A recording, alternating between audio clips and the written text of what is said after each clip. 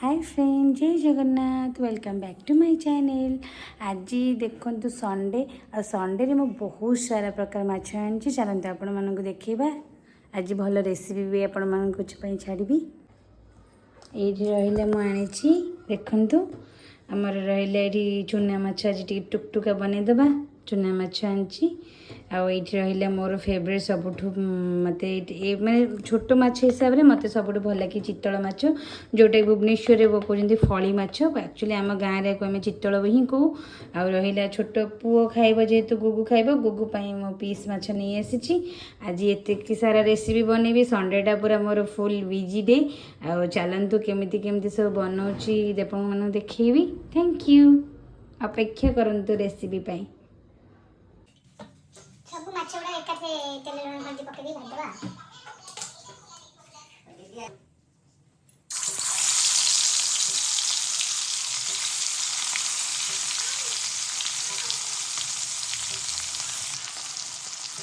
Side बड़ा माछ देबो ना फिर फली माछ पकई ना चुना माछ भाजवा।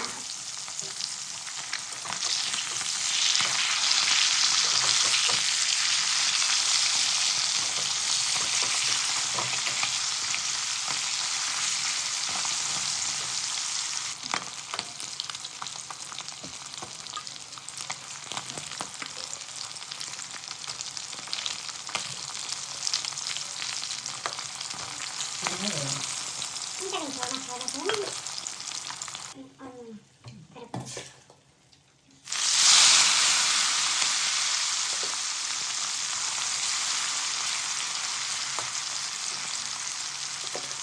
Mati paling mau mati mau jadi. Ya lagi lagi.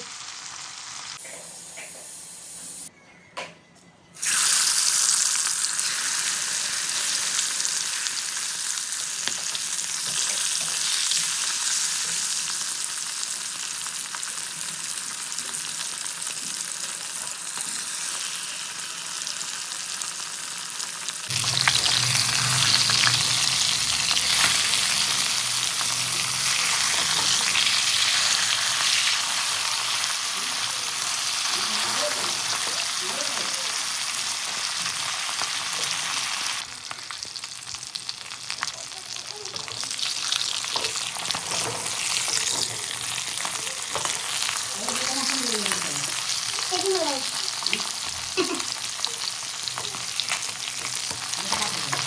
Tadi lah.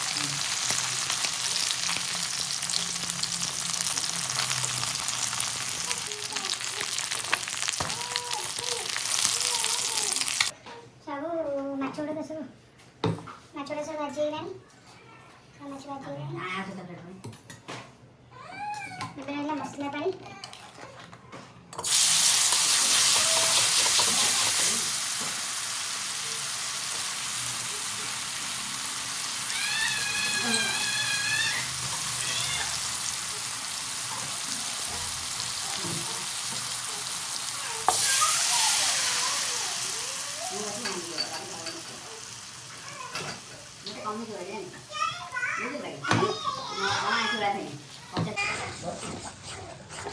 ये देखो बेसर करागला। बेसर जहाँ मुझे देखा भूली गली रहा सोरिष, जीरा, रसुण, अदा टिके, पियाज टिके, कच्चा लंका पकड़ बेसर बनाई। ये सब जन माछ पकड़ डुक डुक डुक टुक टुक करदे।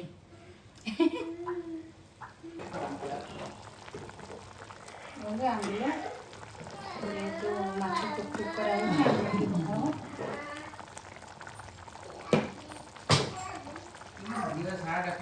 कंचा लंका पकई देखु।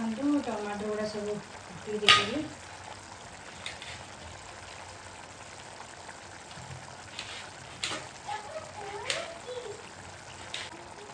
टमाटो गुड़ा सब दिखाई जेहेतु फली माछ जोटा आम कह फलिया गाँव जो चितल चितल और चूना माछ एका सहित गोटे जगह तरकारी ही करदे। अलग अलग करहबनी।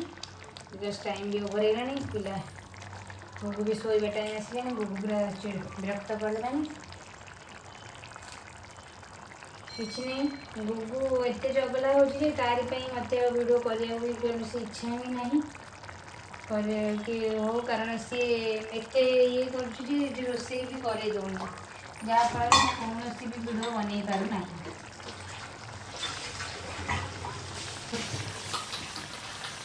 ସେ ଟୋଟାଲି ଚେୟାର ଦେଇକି ବସି ଯାଉଛି ଆସି ମାମା ସହିତ ରୋଷେଇ କରିବି। ନିଆଁ ବାଡ଼ିକା ତ ଛୋଟ ପିଲା, ଆଉ ଛୋଟ ପିଲା ଯଦି ଏଇଠି ବସି ରୋଷେଇ କରିବେ ଆମେ ଭିଡ଼ିଓ କରିବି ନା ତାକୁ ତ ଜଗିବି। ଆଜି ଯଦି ତାକୁ ଜଗିବି ତ ଦେନ୍ ଭିଡ଼ିଓ ଆଉ କରିପାରୁନି। ଯେତେବେଳେ ଟାଇମ୍ ଟିକେ ମିଳୁଛି କରିହେଉଛି। ଏବେ ବି ଚୁନା ମାଛ ଭାଜିବା ସମୟ ତାକୁ ଖୋଇଦେଲି, ଆଉ ସେଇ ଭିଡ଼ିଓଟା ମୁଁ କରିପାରିଲି ନାହିଁ। ଚୁନା ମାଛ ଭାଜିବାର ଭିଡ଼ିଓଟା ମୁଁ ଆଉ କରିପାରିଲି ନାହିଁ।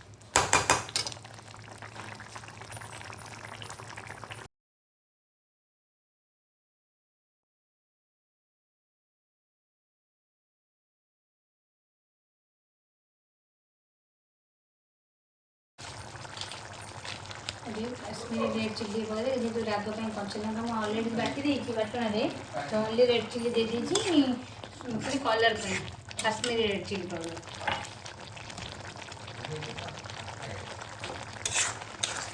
ମସଲାଟା ଟିକେ ଜରିବାକୁ ଛାଡ଼ିଦେବା। ହଳଦୀ ଗୁଣ୍ଡ ଟିକେ ପକାଇଦେବି, ଏବେ ଜରିବାକୁ ଛାଡ଼ିଦେବା। ରୋଷେଇ ପରେ ମୋତେ ଖାଇ ପିଇକି ଫେର ବାହାରିବାର ଅଛି ମାର୍କେଟ। ଟିକେ ୱାସିଂ ମେସିନ୍ଟା ଯେଉଁ ପାଇପ୍ ଲାଇନ୍ଟା ଖରାପ ହେଇଯାଇଛି, ତାକୁ ଆମକୁ କେଉଁଠି ଖୋଜି ବର୍ତ୍ତମାନ ତାକୁ ଆଣିବାର ଅଛି। ବହୁତ ସାରା କାମ ଘରର।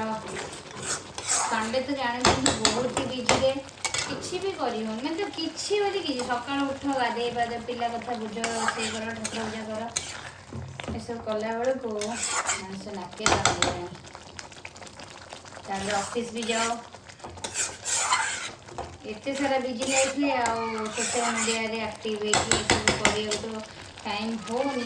ଫିର୍ ବି ଟିକେ ମେମୋରିଜ୍ ପାଇଁ ସବୁ ଟିକେ କରିବାକୁ ତ ଟିକେ ଦେଖିବା ସେଦିନ କରିପାରିବି। ସେମିତି ତ ଗ୍ୟାରେଣ୍ଟି ନାହିଁ ଯେ ମୁଁ ବହୁତ ଦିନ କରିପାରିବି, ବା ଯେବେ ବି ଟାଇମ୍ ମିଳୁଛି ଟିକେ ଆପଣମାନଙ୍କ ସହିତ ମୁଁ ଟିକେ ଡେଲି ଲାଇଫ୍ ଆଉ ଟିକେ ରେସିପି ଆଉ ମଜାମସ୍ତି ଟିକେ ସେୟାର କରିଦେଉଛି।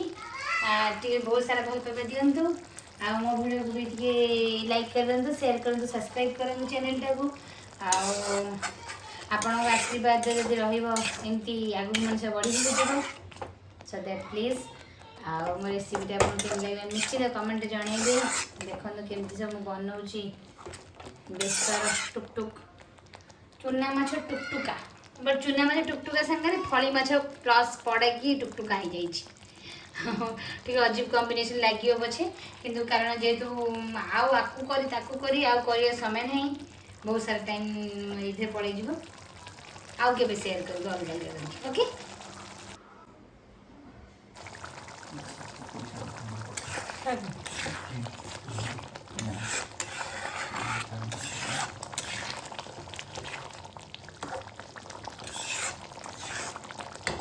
ଯେହେତୁ ସୋରିଷ ବାଟଣ ତାକୁ ଅଳ୍ପ ଟିକେ ମାନେ ବେଶୀ କଲେ ପିତା ଲାଗିବ।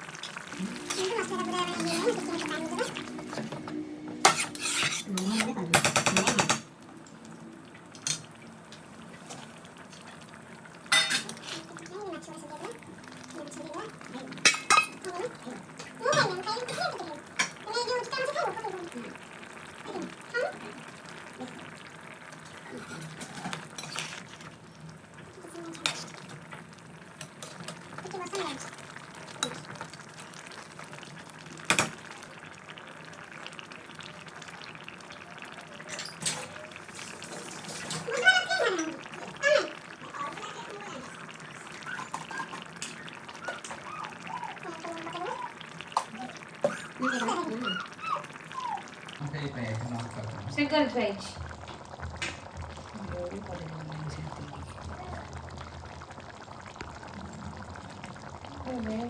ଧନିଆ ପତ୍ର ପକାଇଦେବା।